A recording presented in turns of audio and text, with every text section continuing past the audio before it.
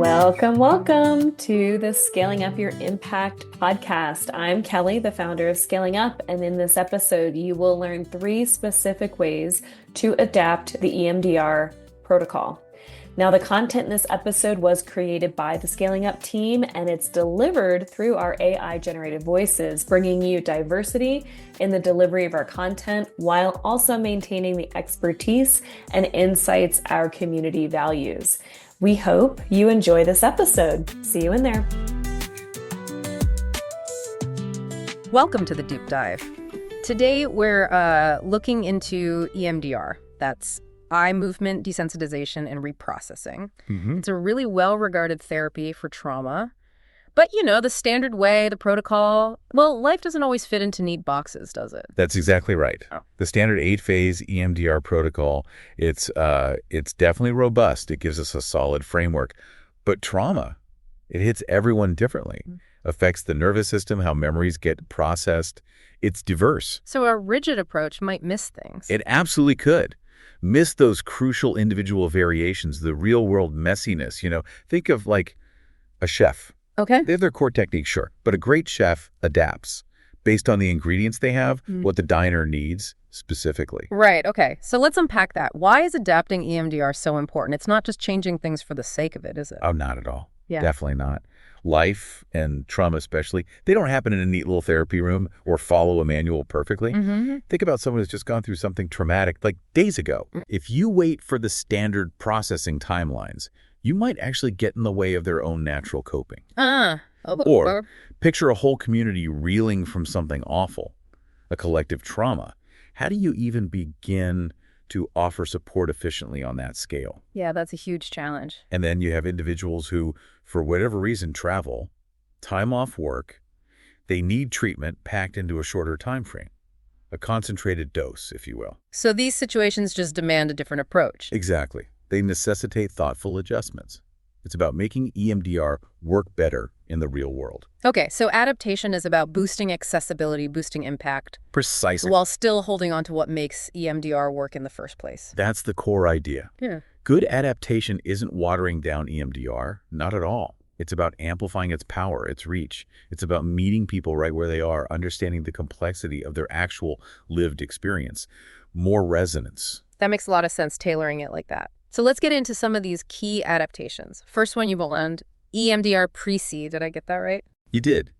And it's pronounced PRECI, like the C, S-E-A. PRECI, got it. It stands for EMDR Protocol for recent events and critical incidents. Recent events, okay. Yeah, the really crucial idea here is that window of opportunity right after a trauma happens. By stepping in early with EMDR-PRECI, the thinking is we can potentially disrupt how those traumatic memories get locked in, consolidated in the amygdala. So stop them from getting deeply rooted. Sort of, yeah. Or at least lessen the grip. So this isn't typically for trauma from years ago, but for the very recent stuff, the acute experiences. Okay. And it's also really helpful for people dealing with ongoing stress from a recent event, not just a single isolated incident. Right, if the situation is still unfolding or has immediate knock-on effects. Exactly. It helps people keep moving forward, maintain some momentum, and importantly, it helps build resilience against future distress related to that event. So if you, the listener, are maybe dealing with something very recent, this PRECI approach could be something to look into. Definitely worth knowing about. It feels very proactive. Yeah, like catching it early. Okay, what's another major way EMDR is being adapted? Well, the next big one is the EMDR Integrative Group Treatment Protocol, often shortened to EMDR, IGTP, or sometimes just called Group EMDR. Group EMDR, okay. And this is really designed for situations where trauma hits a whole community. Like after a natural disaster, or, God forbid, like a school shooting or something. Exactly, those kinds of situations. Events that impact many people all at once in one place. Wow. But EMDR often feels like such an individual therapy, you know? One-on-one. How do you make that work for a whole group? That's what's so innovative about it. EMDR IGTP provides a really structured, safe way to bring EMDR principles to lots of people simultaneously. It uses predictable elements, things people can learn quickly, like the butterfly hug. Ah, yes, the self-hugging tapping thing. That's the one. It's a bilateral stimulation technique people can do themselves easily. That, combined with drawing other expressive methods within the group format. So it's structured, but also allows for that individual processing within the group. Precisely. And beyond just being efficient, scale-wise, it taps into something really powerful. Co-regulation within the group. Co-regulation. Yeah, seeing others work through their distress, it can activate mirror neurons, foster this sense of shared safety, shared resilience. It can actually speed up individual healing because it's happened in that collective context. And it's worth noting, this IGTP is the most researched group EMDR protocol out there worldwide. That butterfly hug, I can see how that could feel grounding, maybe even empowering, especially if everyone's doing it together. You mentioned you saw this used after a flood. What was that experience like? Oh, it was quite something. Yeah. Really powerful. You saw this collective resilience just emerge. People were processing their own shock and fear, but they were also witnessing others doing the same thing. It created this profound sense of, okay, I'm not alone in this. Shared humanity. Wow. The support within the group, just bouncing between people. It was tangible. They felt less isolated. And because they felt a bit stronger together, they were then better able to help each other outside the sessions in the actual recovery work. A ripple effect. Absolutely. A real ripple effect of healing going out into the community. That really drives home the power of doing that healing work together. Okay, so we've got PRECI for recent trauma, IGTP for community trauma. What's the third key adaptation? The third one to highlight is EMDR intensives. Intensives. Sounds intense. Chuckle slightly. It can be. But in a focused way. Instead of the usual weekly, maybe 50-minute or hour-long sessions spread out over months, Right. intensives concentrate the therapy. We're talking multiple hours a day, maybe over several consecutive days. Okay, that does sound like a big commitment. Who is that best suited for? It's particularly good for a few groups. People who are really motivated, ready to do deep work. Also, folks who have to travel a long way for specialized treatment. They want to make the most of that trip. Makes sense. Maximize the time. Exactly. Or people in urgent situations needing faster relief. Sometimes it's clients who feel kind of stuck, maybe hit a plateau in standard weekly therapy. And, of course, it helps overcome practical barriers like tricky schedules or living far from a trained therapist, things that make weekly sessions tough. So what are the payoffs, the advantages of going that concentrated route?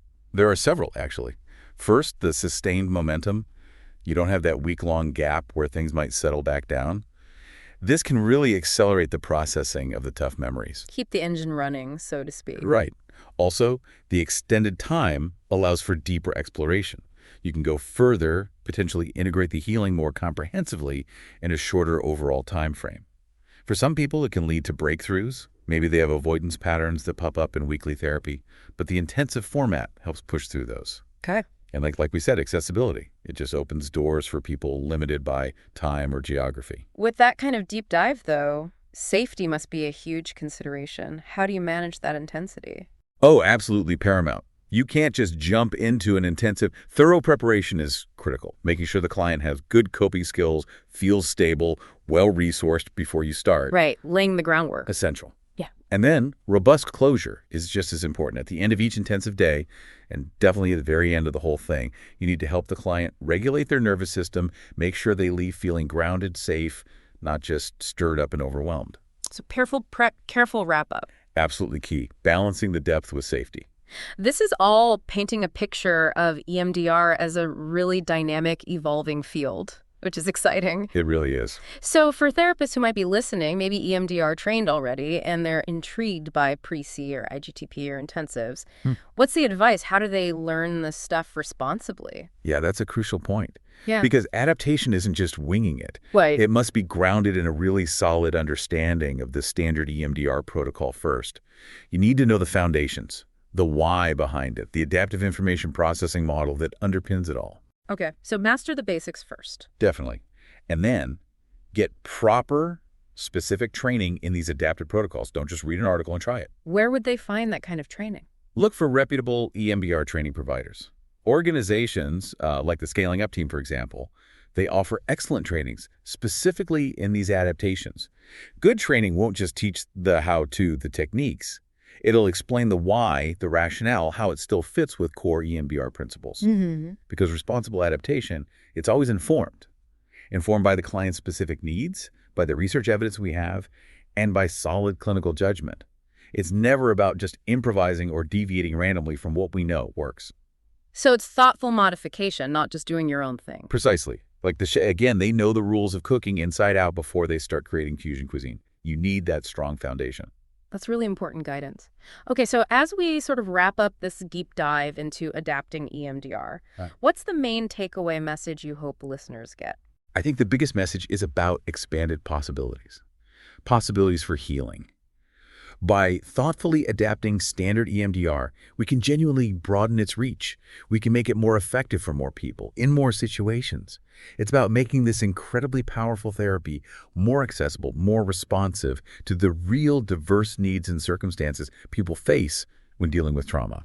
So whether it's that early intervention with EMDR-PRECI, or healing whole communities with EMDR-IGTP, or offering that deep, focused work through EMDR intensives, these adaptations let us stick to the core of EMDR, but make it, well, more flexible, more impactful in the real world. Exactly. They represent a really significant step forward, I think, a step towards meeting people more effectively right where they are in their healing journey. This has been fascinating, really insightful, seeing how an evidence-based treatment like EMDR isn't static, but it's evolving to meet challenges better. And it really makes you think, doesn't it? For you listening, maybe consider this. Where else could we benefit from adapting effective, established approaches?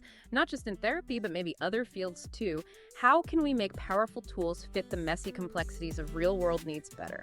What are the implications of making these kinds of tools more widely available, more adaptable? Something to mull over until our next deep dive.